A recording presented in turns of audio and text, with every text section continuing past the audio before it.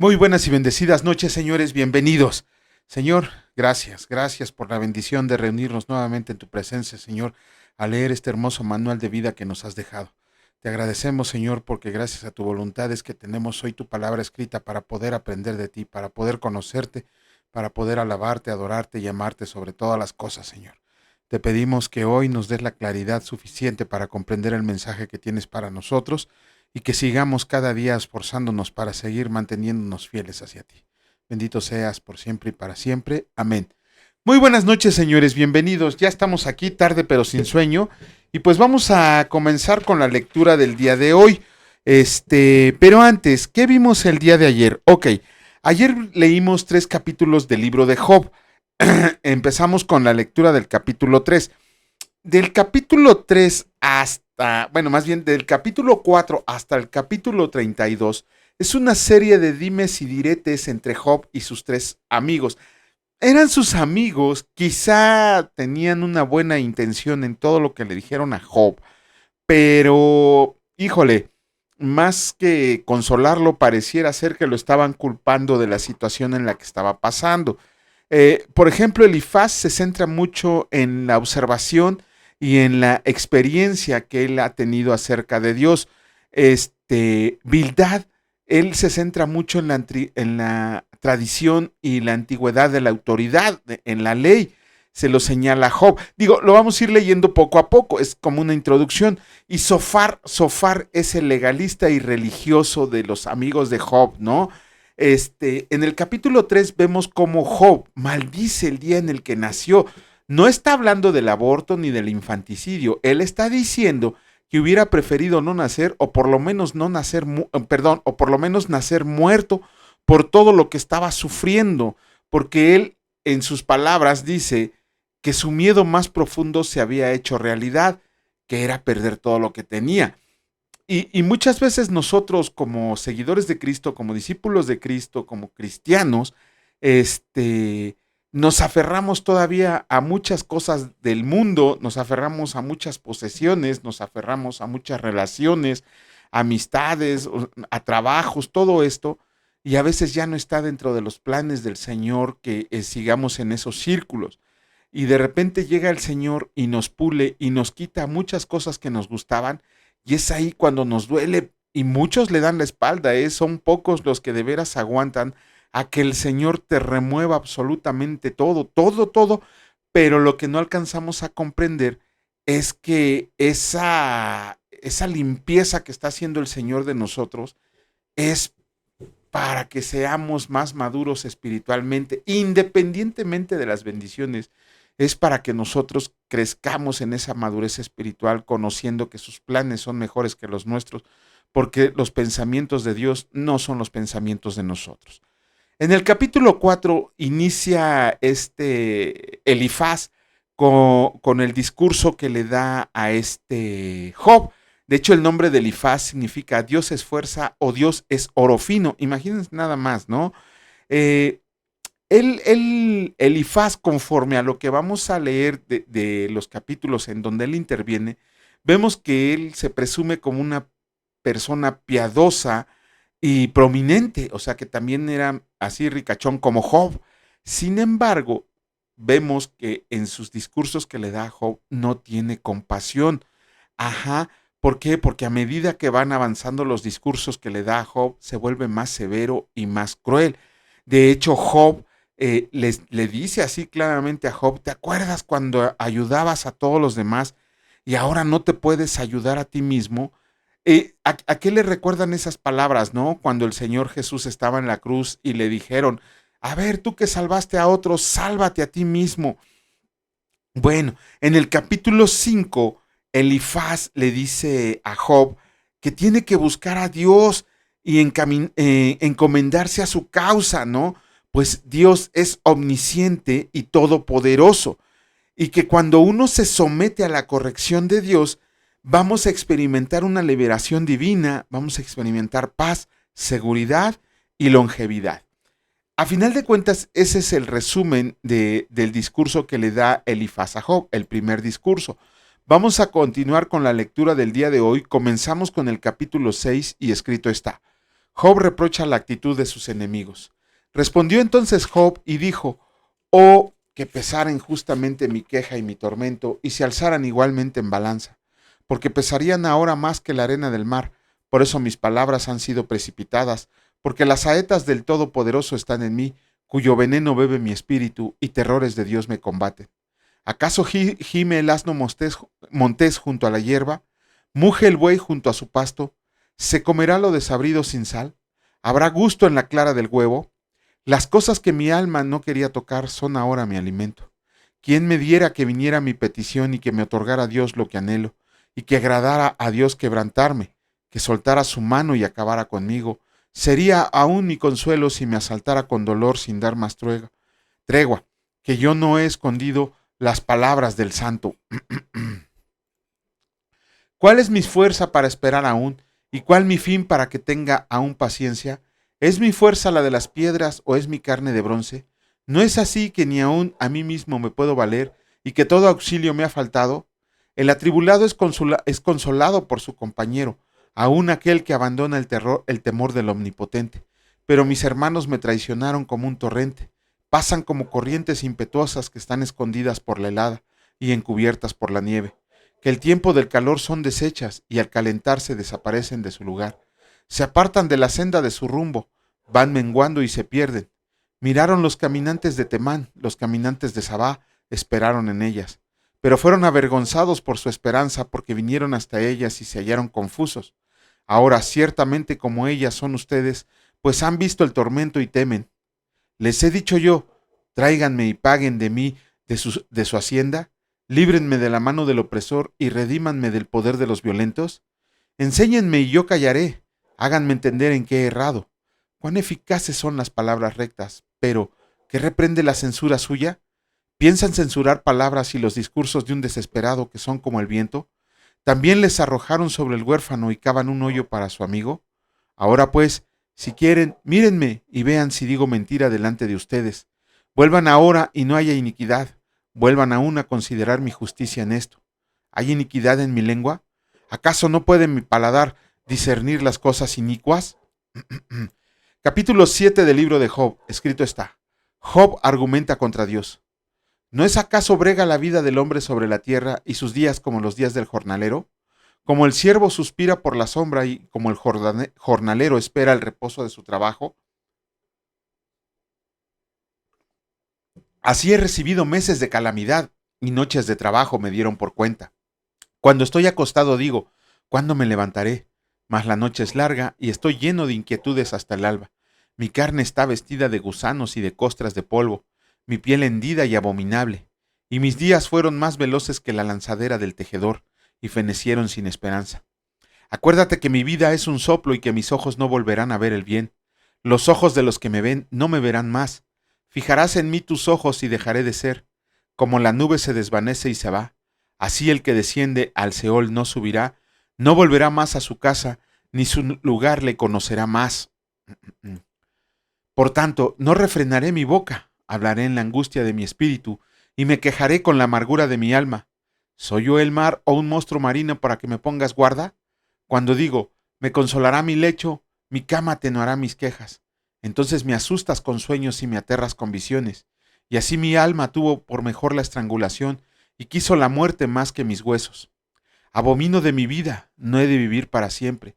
Déjame, pues, porque mis días son vanidad. ¿Qué es el hombre para que lo engrandezcas y para que pongas sobre él tu corazón? Y lo visites todas las mañanas y todos los momentos lo pruebes. ¿Hasta cuándo no apartarás de mí tu mirada, y no me soltarás siquiera hasta que trague mi saliva? Si he pecado, ¿qué puedo hacer a ti, oh guarda de los hombres? ¿Por qué me pones por blanco tuyo hasta convertirme en una carga para mí mismo? ¿Y por qué no me quitas mi rebelión y perdonas mi iniquidad? Porque ahora dormiré en el polvo, y si me buscares de mañana, ya no existiré. Capítulo 8 del libro de Job, escrito está. Bildad proclama la justicia de Dios. Respondió Bildad suita y dijo: ¿hasta cuándo hablarás tales cosas y las palabras de tu boca serán como viento impetuoso? ¿Acaso torcerá Dios el derecho o pervertirá el Todopoderoso la justicia? Si tus hijos pecaran contra él, él los echó en el lugar de su pecado. Si tú de mañana buscas a Dios y rogaras al Todopoderoso, si fueras limpio y recto, ciertamente luego se despertará por ti y hará próspera la morada de tu justicia. Y aunque tu principio haya sido pequeño, tu postrer estado será muy grande. Porque pregunta ahora a las generaciones pasadas y disponte para inquirir a los padres de ellas, pues nosotros somos de ayer y nada sabemos, siendo nuestros días sobre la tierra como sombra. ¿No te enseñarán ellos, te hablarán y de su corazón sacarán palabras? ¿Crece el junco sin lodo? ¿Crece el prado sin agua? Aún en su verdor y sin haber sido cortado, con todo se seca primero que toda hierba.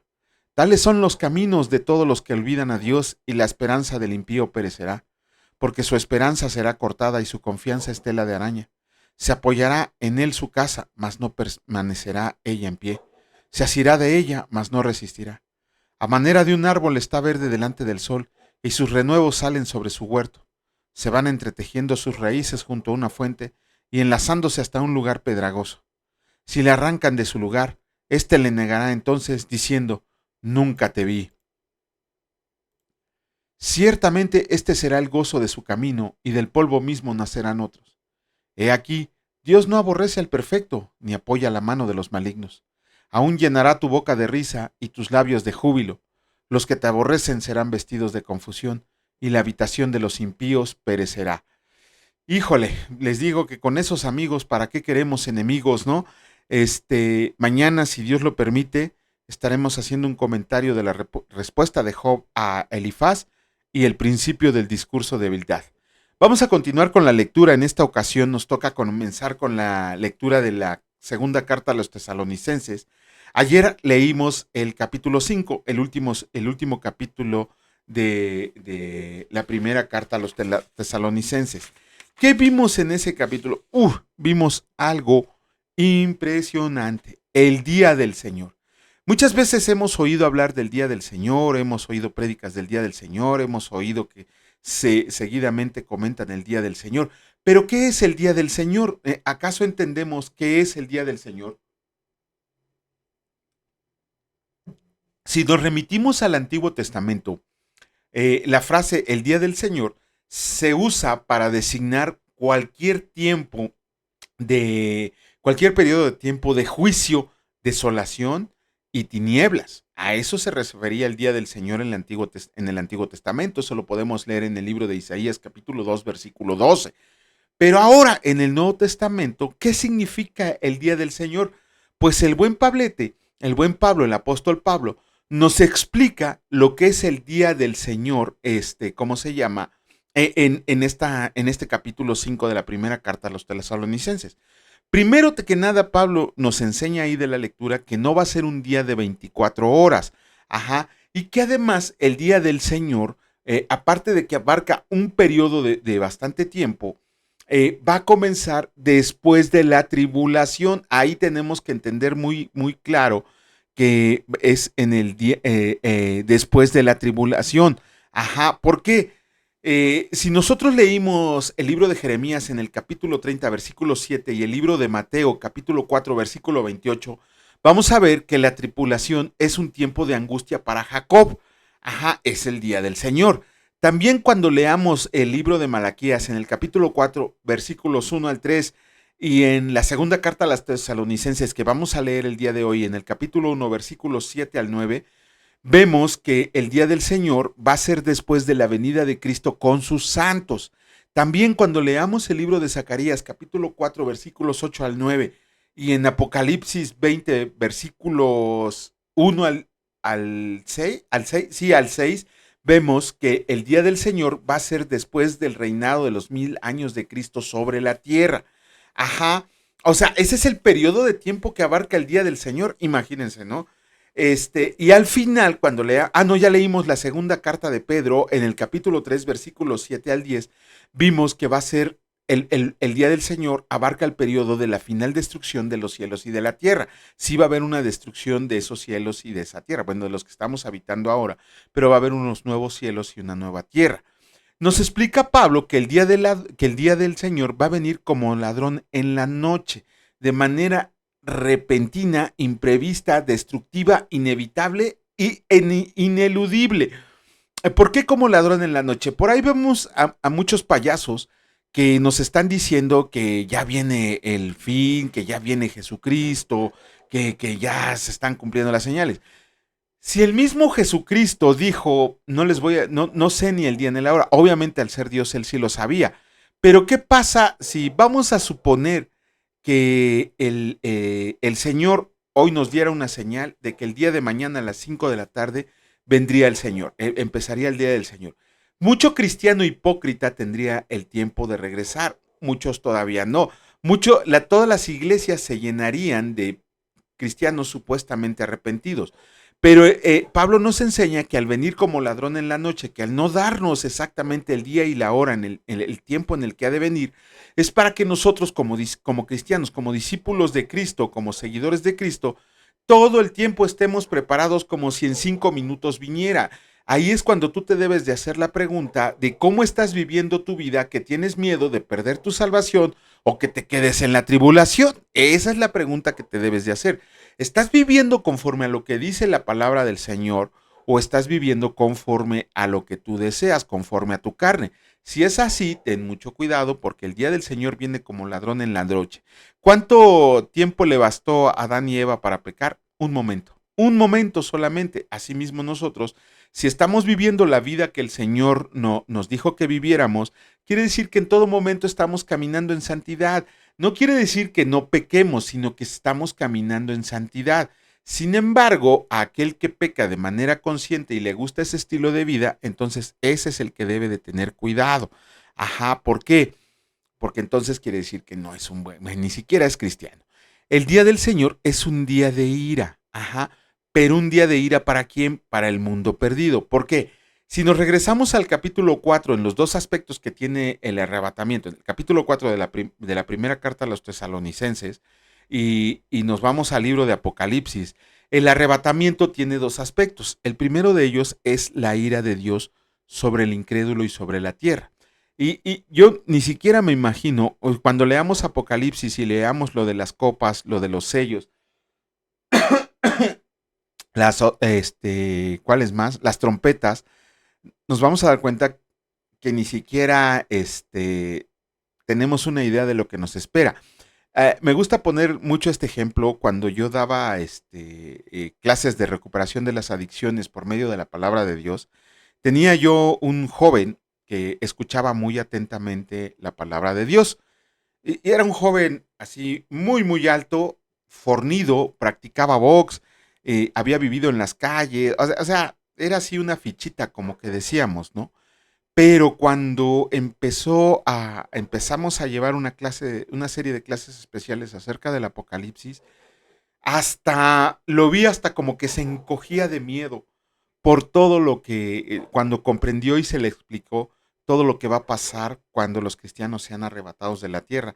Donde quiera que estés, Rafael, que Dios te bendiga a ti y a toda tu familia. Espero que estés bien y si no, ya sabes que el día que me quieras hablar, con todo el gusto del mundo, estamos para atenderte. Entonces la ira de Dios va a venir sobre el incrédulo y sobre la tierra. Pero ¿qué pasa? Decimos que tiene dos aspectos el arrebatamiento. Uno, la ira de Dios y el segundo, la salvación. ¿Por qué? Porque los que decidimos seguir a Cristo de manera consciente, tenemos una promesa de Dios que nosotros no hemos sido puestos para ira. ¿Qué quiere decir? Que nosotros, yo a veces me sorprende que hay mucho cristiano que duda de su salvación. A veces me sorprende que hay cristianos que ni siquiera creen en el arrebatamiento, que es algo figurado. Si, si la palabra de Dios es clara al decir que nosotros no somos puestos para ira, un, yo, no estoy diciendo que lo diga la palabra o que lo diga algún comentarista. Yo digo que de la lectura de la palabra de Dios podemos decir que uno de los aspectos más grandes de la salvación, si bien te salvó del pecado, de la muerte, del infierno, de todo lo que quieras, considero que el principal punto acerca de la salvación que Dios te otorga es el día de la ira del Señor. Porque entonces cuando el día del Señor, el día de la ira del Señor caiga sobre esta tierra y caiga sobre los incrédulos, ya no va a haber salvación. Se van a quemar perpetuamente en el lago de fuego y azufre. Pero bueno, nosotros estamos confiados y seguros porque sabemos que la promesa de Dios es que vamos a ser salvos del día de la ira. Ahora, vamos a comenzar con la segunda carta a los tesalonicenses. Esta carta, la segunda carta a los tesalonicenses, fue escrita como 6 meses después de que Pablo les entregó la primera. Pero ¿por qué Pablo les envía una segunda carta? Ok, lo que pasa es que en la iglesia de los tesalonicenses se habían infiltrado falsos maestros, igualito lo que ahora está pasando, ¿no? Y esos falsos maestros le habían dicho a la iglesia de Tesalónica que Cristo ya había regresado, así como se fue, regresó por los suyos y después dejó a todos los demás. Ajá. Entonces estos falsos maestros llenaron a la iglesia de Tesalónica de mentiras acerca de que el Señor ya había regresado.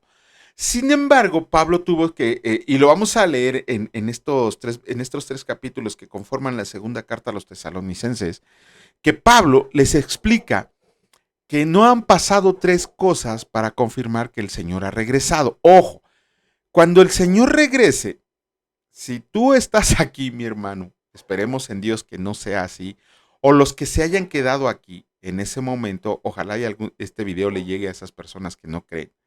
Va a haber 3 grandes señales acerca de que Jesucristo ya vino. La primera de ellas, y que causa mucha confusión, es que Pablo les dice que la apostasía en la iglesia se habrá infiltrado totalmente. Totalmente. Vemos ahora muchas iglesias que están dando muy malas doctrinas, muchas herejías, mucha apostasía hay en ellas. Vemos que han surgido falsos maestros como la hiedra en el campo, ¿no? Vemos que hay tipos que ni siquiera han leído completamente la Biblia, por lo menos una vez en su vida, y andan llenando de herejías. Agarran un versículo y lo interpretan a su manera y ahí se lo avientan el mundo. Lo curioso es que hay mucha gente que les cree lo que están diciendo, tonterías que les están diciendo. Esa es la primera señal. La segunda, el hombre de pecado se tiene que manifestar, el anticristo. Si el Señor ya vino por su iglesia, entonces el hombre de pecado va a ser manifestado en ese momento. ¿Quién es ese hombre de pecado? El anticristo, que va a surgir para todavía condenar a esta creación todavía más, pero sobre todo en el tiempo de gracia que se le va a dar a Israel y a algunos más para que se arrepientan y se sometan a Jesucristo, el hombre de pecado, el inicuo, el anticristo, los va a perseguir, los va a martirizar y los va a asesinar. Y la última, y yo creo que la más terrible de todas las señales que Pablo nos explica, es que el que detiene al inicuo va a ser quitado del mundo. ¿Y quién detiene al inicuo? ¿Quién es el que detiene al inicuo? Si Dios está en los cielos de los cielos, si Jesucristo está en los cielos esperándonos a nosotros en la llegada del arrebatamiento, entonces ¿quién es el que está deteniendo al anticristo en estos momentos en la tierra? El Espíritu Santo. Nada más volteemos a ver las noticias y a nuestro alrededor en el mundo y vamos a ver que el mundo ya está, pero sí al tope de la maldad, ¿no? Con tantas ideologías, con tantas herejías, con tantas tonterías, con tantas guerras, con tanta maldad en el mundo. Imagínense cómo va a ser el día en que el Espíritu Santo sea quitado de esta tierra. Va a ser un día terrible, va a ser un día horrendo. Ese es el motivo por el cual Pablo les escribe una segunda carta a los tesalonicenses para explicarles de que Jesucristo no ha regresado, que no crean en falsas doctrinas, pero sobre todo que aprendan cuáles son las señales para que identifiquen si el Señor ya regresó. Bueno, yo no voy a comprobar esas señales porque yo voy a estar en la presencia de Dios Padre Todopoderoso. Y muchos, inclusive cristianos, me critican. ¿Cómo es que tienes tal seguridad? Porque Dios me lo prometió y yo le creo a Dios y a su palabra. Y si es una promesa de Dios, no tengo por qué dudar absolutamente de nada. Vamos a comenzar con la lectura del día de hoy. En esta ocasión nos toca el capítulo 1 de la segunda carta a los tesalonicenses y escrito está: Salutación. Pablo, Silvano y Timoteo, a la iglesia de los tesalonicenses, en Dios nuestro Padre y en el Señor Jesucristo. Gracia y paz a ustedes de Dios nuestro Padre y del Señor Jesucristo. Dios juzgará a los pecadores en la venida de Cristo. Debemos siempre dar gracias a Dios por ustedes, hermanos, como es digno, por cuanto su fe va creciendo y el amor de todos y cada uno de ustedes abunda para con los demás. Tanto que nosotros mismos nos gloriamos de ustedes en las iglesias de Dios, por su paciencia y fe en todas sus persecuciones y tribulaciones que soportan. Esto es demostración del justo juicio de Dios, para que sean tenidos por dignos del reino de Dios, por el cual asimismo padecen. Porque es justo delante de Dios pagar con tribulación a los que se atribulan, Y a ustedes que son atribulados, darles reposo con nosotros cuando se manifieste el Señor Jesús desde el cielo con los ángeles de su poder, en llama de fuego, para dar retribución a los que no conocieron a Dios ni obedecen al Evangelio de nuestro Señor Jesucristo, los cuales sufrirán pena de eterna perdición, excluidos de la presencia del Señor y de la gloria de su poder, cuando vengan aquel día para ser glorificado en sus santos y ser admirado en todos los que creyeron, por cuanto nuestro testimonio ha sido creído entre ustedes, por lo cual, asimismo, oramos siempre por ustedes para que nuestro Dios los tenga por dignos de su llamamiento y cumpla todo el propósito de bondad y toda obra de fe con su poder, para que en el nombre de nuestro Señor Jesucristo sea glorificado en ustedes y ustedes en Él, por la gracia de nuestro Dios y del Señor Jesucristo. ¡Wow! ¡Wow! Híjole, bueno. Gracias a Dios terminamos con la lectura del día de hoy. Mañana, si Dios lo permite, estaremos haciendo un pequeño comentario. Padre, gracias, gracias porque nos has escogido para evitar la ira que vas a derramar sobre este pueblo incrédulo, sobre esta gente incrédula, Señor. Te pedimos que nos des la oportunidad de pregonar tu evangelio a todos aquellos que lo necesitan, para que tu reino, Señor, sea completado, para que estemos en comunidad contigo, para que sean muchos los que procedan a arrepentimiento. Te pedimos asimismo, Señor, que nos sigas enseñando a caminar en santidad. Si bien, Señor, te pedimos perdón porque el día de hoy también hemos pecado, perdónanos, Señor, trataremos de no volverlo a hacer.